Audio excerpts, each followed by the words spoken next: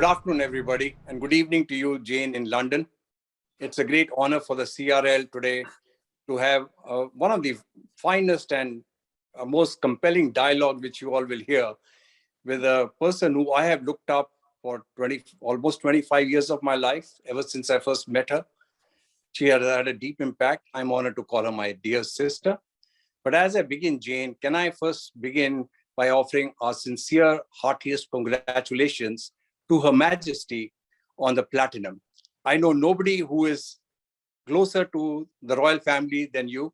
So I just ask you to be the messenger for conveying to Her Majesty and the royal family what an inspiration she is. But you are not too far behind, my dear. At 88, you traverse the globe 300 days a year, I hear, and continue that. With all that you have accomplished, all that you have done and transformed millions of lives, what motivates you? What keeps you going? Well, what keeps me going is the fact that, here we are, the most intellectual being that's ever walked on the planet, and yet we don't have wisdom. No wise species would destroy its only home, and planet Earth is our only home.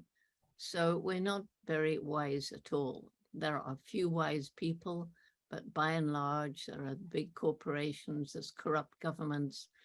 We now have a war in Ukraine. It's depressing. So what keeps me going is I know there's so much goodness in people, and I care desperately about all the children being born into this world. I care desperately about the animals and the environment. And so as I was given certain gifts, and one of them is communication, I shall continue fighting as long as I can. Okay, you wrote this book recently, Hope. I mean, this is a term which is in great deficit nowadays. You look all around the world, the situation is dire. The environmental issues is on a calamitous precipice. Look at the amount of hatred in our societies. How can one have hope? Well, the thing is, hope is about action. And if we don't take action, we may as well give up. So I see our species, we're at the mouth of a very long and very dark tunnel. And right at the end of that tunnel is a little shining star. That's hope. But we don't sit at the mouth of the tunnel and say, I wonder when that star is coming to us. No, we have to roll up our sleeves, or as the Bible says, gird our loins. I'm not quite sure what that means, but it sounds wonderful.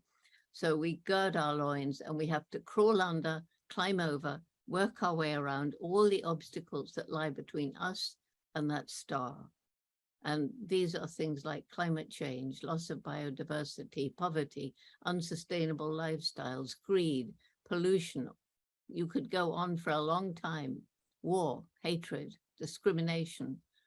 But luckily, around the world, there are people, groups, tackling all these different problems.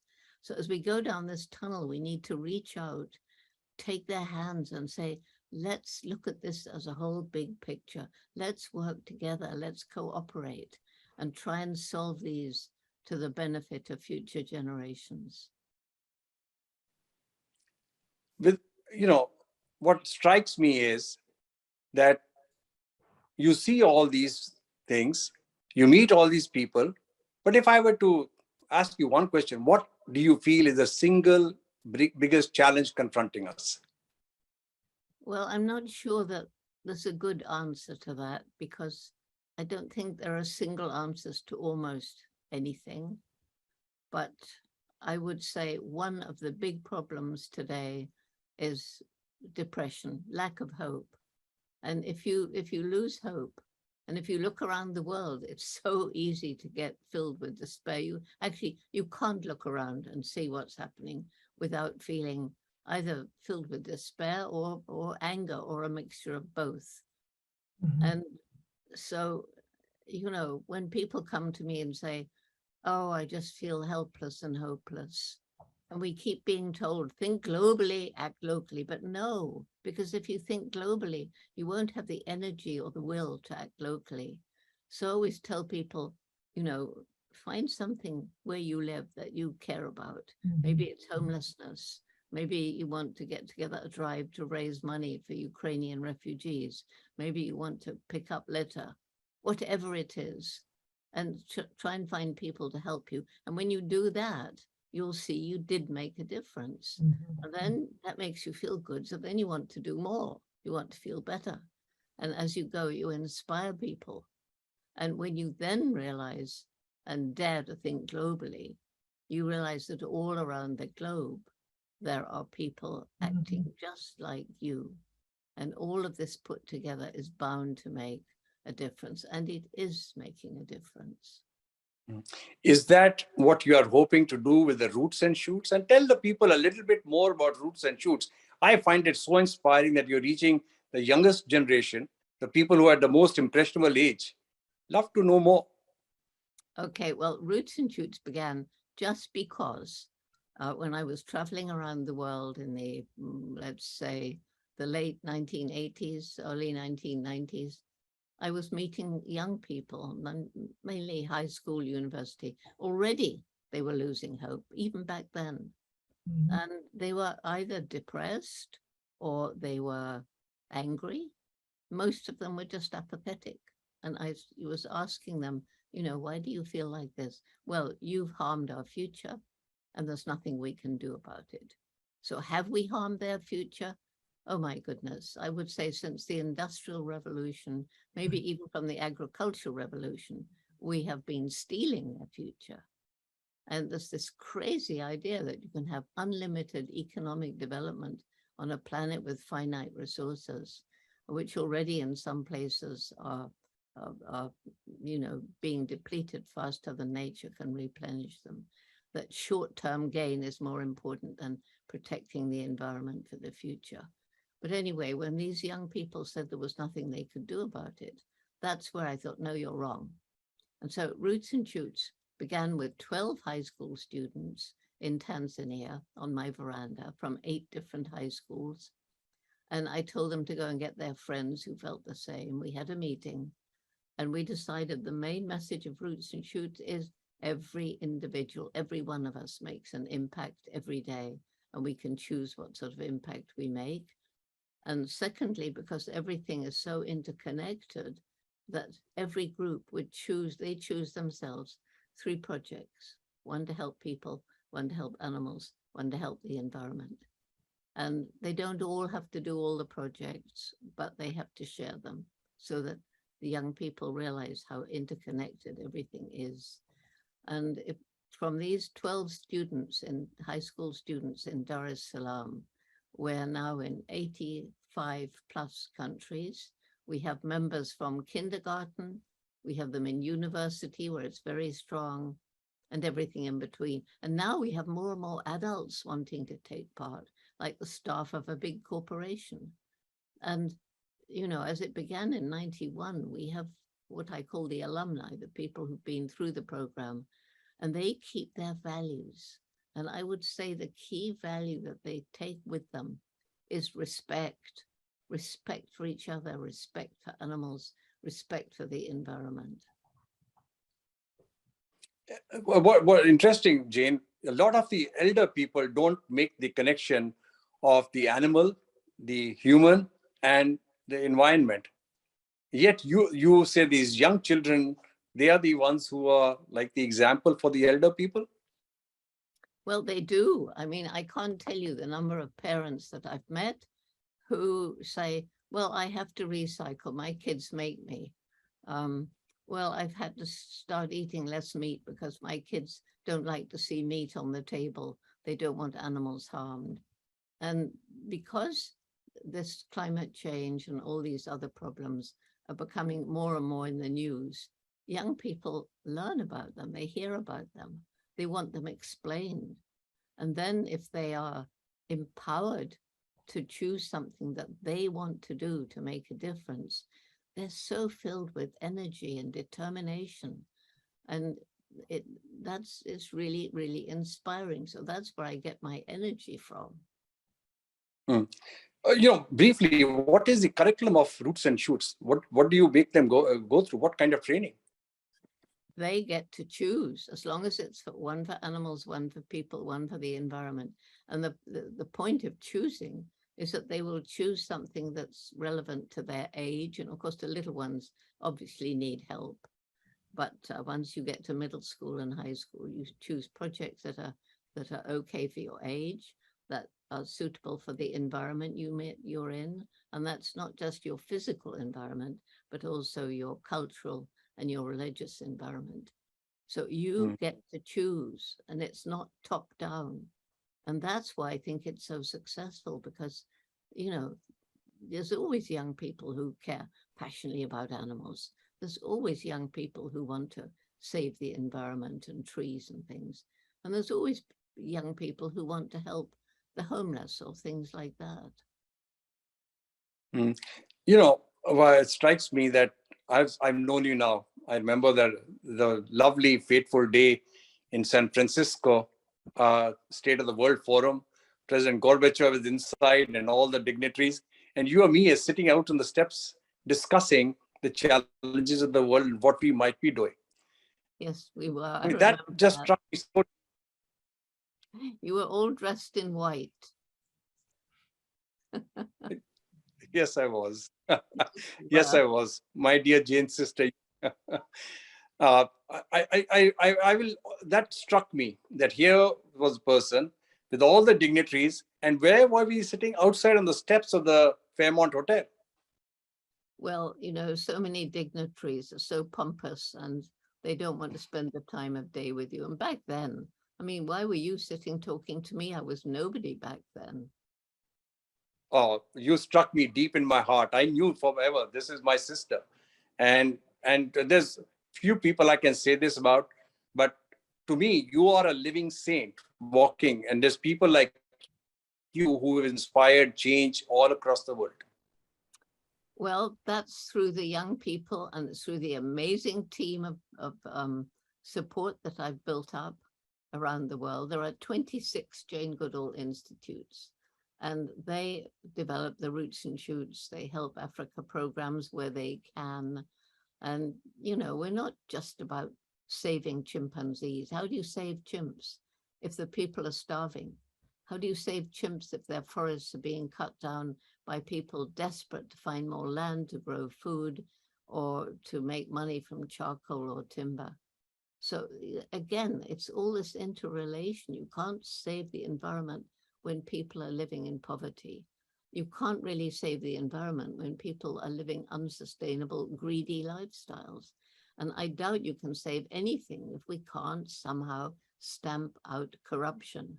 How we do that, I don't know. But the roots and shoots youth, I'm sure most of them won't be corrupt when they grow up.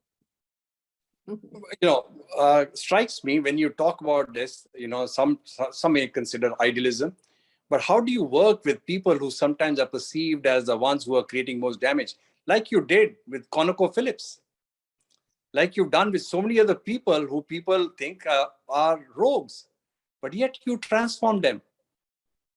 Well, I think, the way I feel when I meet somebody who thinks differently from me, and I personally think you're wrong. My mother taught me. I had this wonderful mother. She's up here behind me. And she taught me, well, first of all, listen to them, because maybe they've got onto something that you've never thought about. And anyway, you'll get a little bit of feeling about who they are. And so I listen. And then I think people must change from within. It's no good battering them and pointing fingers at them, telling them they've got to change. One or two you might change that way, but basically no. So you've got to reach the heart. And how do you do that? For me, with stories. You tell stories on those few minutes you had to get a feeling. Maybe you find, oh, we both love dogs. Or maybe you find, oh, we both love trees. We both want to save trees. And then do something to tell a story to reach the heart. And by now I've collected up so many stories to reach the heart. So what took you, what story was it that transformed Conoco Phillips to cooperate with you and support you? Well, I don't, the one that I worked with was Conoco before it became Conoco Phillips. And after it became Yes. Conoco Phillips, basically, I don't know, we have a very difficult ethical tightrope here. So you want to work with people to change them if they're the ones who are destroying the planet. But at the same time, ethically, we cannot take chunks of money from something like BP that's destroying the ocean and, harming people in Congo. So when it's somebody like the BP, I'll talk to them, but we cannot take their money.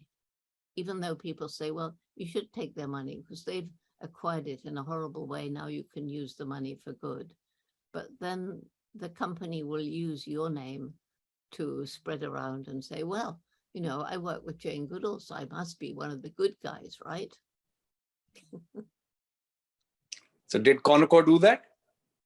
Well, Conoco was one of the most ethical oil companies I've ever heard of, which is why eventually they had to join up with Phillips. First, they joined up with DuPont, which is, if anything, is a very evil company. So, you can't, you just have to work with what you've got and do your best. And that's all I can do. Yeah.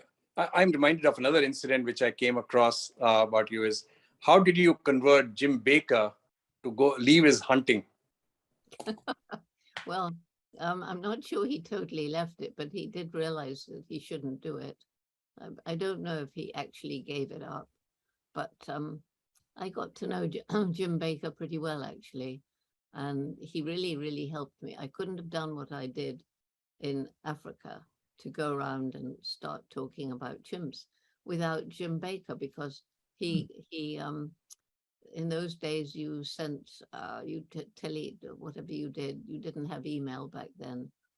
He telexed or something like that, all the different embassies in the countries where I wanted to go, and said, help Jane. So they did. I mean, they sort of had to if Baker told them to.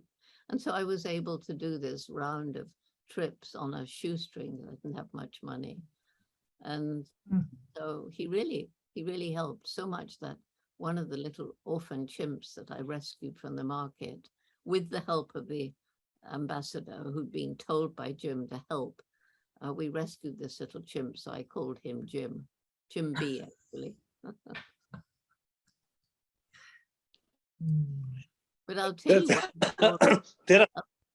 Bawa, let me tell you one story about sort of getting towards what I mean about stories. I was talking to the CEO of a big international corporation the other day in Singapore. And after I'd done the talking to them on Zoom, by the way, he and I had a chance for a little chat. And he said, for the last 8 years, I've been really working to make my company ethical. So the right treatment, the right wages for the people on the ground where we source our products, working with the local community, working for ethical treatment along the supply chain, working to have ethical practices in our main offices, but also treating our customers ethically, not trying to overcharge them and cheat them and things like that. And he said there were 3 reasons for this change in me. One, I saw the writing on the wall. I saw that some of these natural resources we were using, they're not infinite, they're finite. Secondly, consumer pressure. People are beginning to demand products that have been made ethically, environmentally, socially, products made without the horrible cruelty meted out to animals in the factory farms. But he said what really tipped the balance was my little girl of 10 coming back from school one day. And she said, Daddy, they're telling me that what you're doing is hurting the planet. That's not true, is it, Daddy? Because it's my planet. And that did it. On the US, I mean, while the US is so politically divided, it's very hard for whoever's elected to do anything. Right. It really is. Anyway, have you read Paul Pullman's recent book, Net Positive? Yeah. You read that? Yeah. Shareholders didn't go along with his plan to make the company more ethical. There wouldn't be that much he could do. He'd lose his job. So, you know, you always have to try and look around and say, why is this person behaving the way they are? Like, I've known people go into politics so full of ethics, and they're going to do this and they're going to do that, and they propose something, but then all the people who elected them, because of their ethical outlook, suddenly realize, oh, this is going to mean we'll have to tighten our belt a bit. That's going to cost a bit more. And they turn their back on him or her. And that's the big problem. So it's never one simple problem to solve. You've got to go around it. Why is this person behaving like that? What can we do to help that person behave better? Can we reach out to all the children of all the shareholders and get them to change their parents? I don't know. How will people in the future look at this company and what it did? I mean, you know, influencing their parents, and they do have a different vision, but they're not always realistic. And, you know, you can't just, I was just writing the other day about, to a whole lot of environmental lawyers, and saying, yes, we do need new laws. Of course, it doesn't mean they can't be broken. And with our crazy political system, you can have a new president come in and overturn a good law just like that. I don't think how many laws Trump overturned. I mean, it was ridiculous. Right. But I said, you can't just make a law that will make people lose their jobs. You must think about alternative ways for them to make a living. Right. For world, but what we depend on is healthy ecosystems. Right. And an ecosystem, I learned in Gombe, is made up of these interconnected plant and animals. And so I see it as like a beautiful tapestry of life. And Yeah. in that tapestry, each thread has a role to play. So if an animal in that ecosystem disappears, it's gone, it's like pulling a thread. And if you pull enough threads, the tapestry hangs in tatters and the ecosystem collapses. And that's what's happening. There was no hope for, I mean, Britain wasn't prepared for war. And there was the might of the German armed forces on the other side of the channel. And I know here where we are by the sea, the protection that we had was some scaffolding and little bits of barbed wire. That was it. And, you know, all the home guard coming out with their pitchforks and things like that. But although it was hopeless, we had Churchill. And his speeches gave a spirit in the British people. We won't be defeated. And his famous speech about we will fight them on the beaches, we'll fight them in the woods, we'll fight them in the city. He turned aside to a friend of his and said, and we'll fight them with the ends of broken bottles because that's all we bloody got. So that speech and his predecessor. Yeah.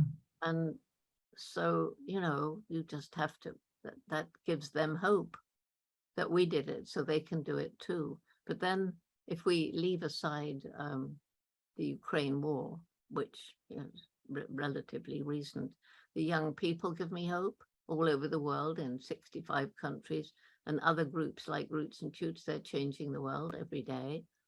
And then this brain, which we have used badly, but we are learning to use it in better ways to live in more harmony with nature. And individuals are beginning to realize that although what they do in a day, the little choices they make, don't make any difference in the whole picture. But when millions of people make those little changes, suddenly you get change. And then the resilience of nature, places we totally destroy. Give it time and maybe some help. And once again, nature can take over, first with the plants and then little insects and then birds follow and so on. And finally, what I call the indomitable spirit, the people who tackle what seems impossible and won't give up and so often succeed. You know, just people who come into a country with no friends, no money, refugees with nothing, and they're probably facing discrimination, unfortunately, but somehow they manage to find some little job and they build it up, and maybe they start a little store. And in spite of all the nasty things that have happened to them, if you bother to go in and talk to them, they smile at you and talk back. And then there's the people with tremendous physical disabilities who are out there inspiring people. And you think, how on earth? I mean, I know a Canadian, Chris Koch, he has no arms and no legs. He's got just little tiny stumps of arms, little, I mean, no longer than whatever that would be, 6-9 inches. He goes around the world on a skateboard. If he hops up on the sofa beside you, and here's a face shining with the joy of life and intelligence and determination, and partly his parents, because when he was little, they never told him, you can't do what your brothers and sisters do, you know, and he did it somehow or other in his own way. But those things that has, you know, basically people are decent. I truly believe that, unless they are caught up in some horrible society that twists their minds, you know, they could be. But you mentioned President Mandela, Madiba, and Martin Luther King, but we have somebody living here with us, walking with us every day and inspiring us. That day, Jane Goodall. You've done so much, continue to do that. So you're being humble, my dear. And the thing is, the truth is that we need more people like you, Jane. You alluded to that there are people who give you hope around the world.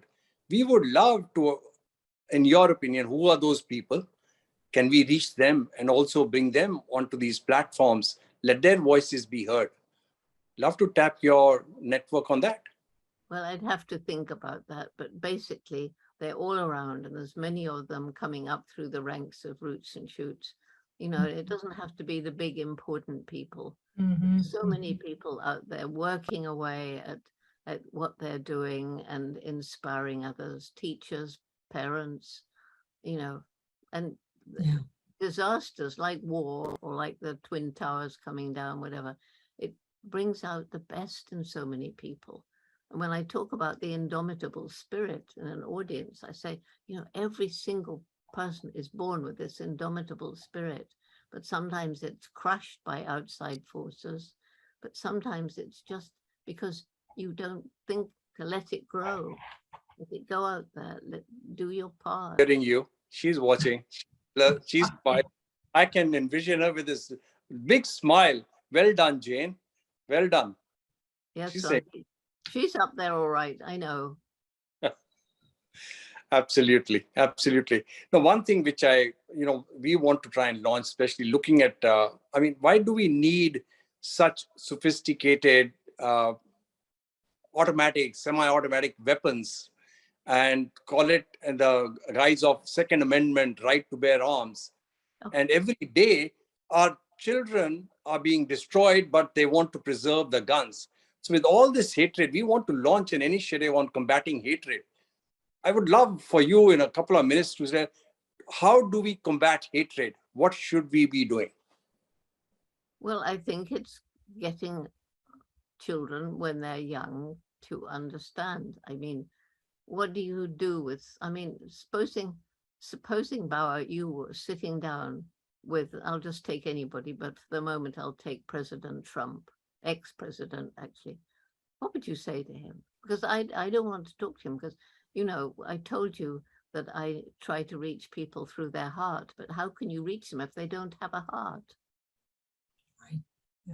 Yeah. When you say this, is the thing is what I am disturbed by is that there's such a significant percentage of the population who believes in that ideology and is perpetuating that, and there's so much hatred being sown into a society because of that. Yeah, half the people, and that's because of their system that they're in. They're surrounded by people all thinking the same way.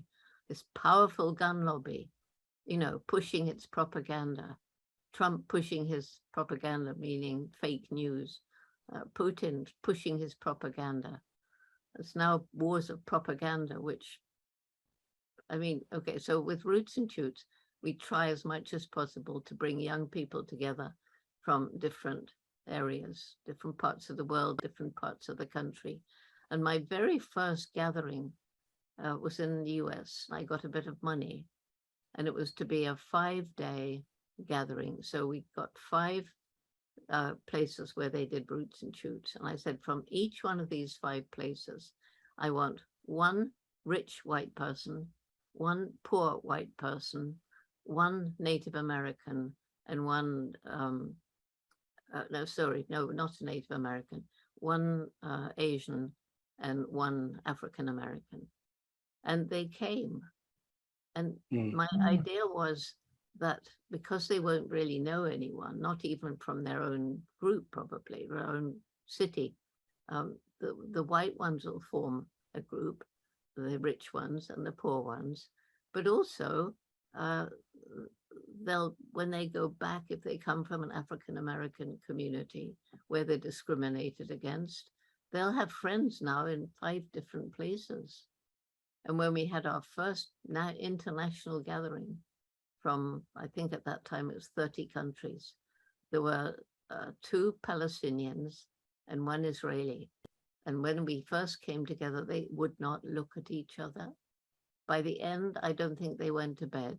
They were sitting, discussing how they could bring peace to their countries. And so one thing that as we try and bring them together, mostly virtually because of expense and everything, but they come to realize that more important than the color of your skin, your culture, your religion, your language, your nation, is the fact we're all human beings. We all laugh, we all cry, we all bleed if we're hurt. Amen. Amen. I mean, that's the message.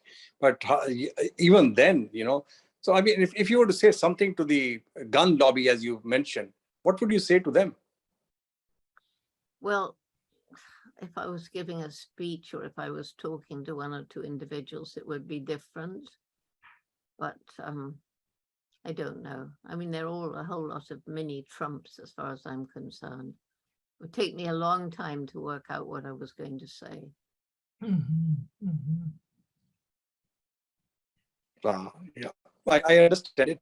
It pains my heart too, but I think we have to launch something on a major aggressive note to confront this hatred. You mentioned, just statistics I remember recently as well, that since 9/11, Islamophobia has risen 9,000%. 9,000%.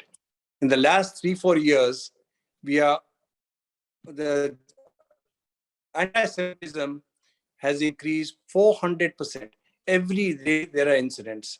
And when will it be enough? Yeah. Well, when I was in New York, when the Twin Towers came down and the rumors went around that it was, that it was Muslims. So we started a program. It was from Afghanistan, wasn't it? Yes, he thought it was Afghan for some reason. Anyway, we started a program. We got 2 young Muslim teachers, both of them teachers. We found money for them to go into different schools and talk about the true nature of their religion. And it's the same with every major religion. The golden rule: do to others as you would have them do to you. Yeah.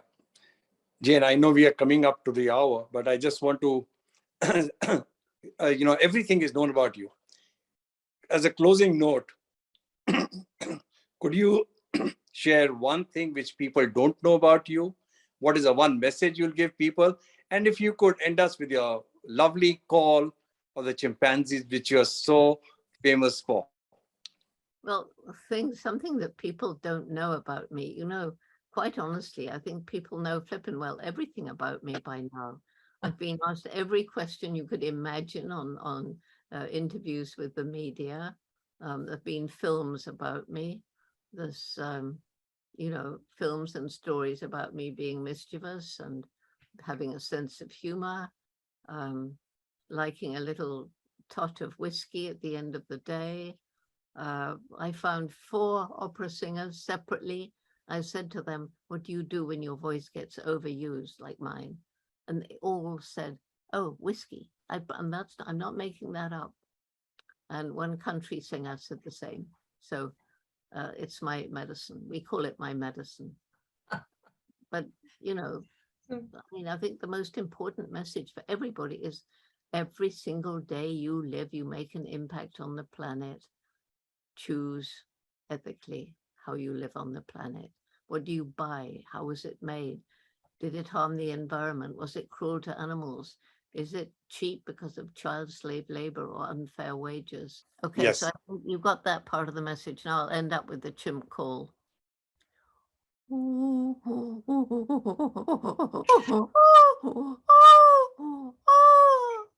Me, Jane. Oh, thank you. Thank you, everyone. You heard some pearls of wisdom. They are encapsulated here in this lovely book, Hope. Follow, and as Jane says, do something. Everyone can make a difference. Thank you so much, my dear sister. Thank you. Thank you, Jane.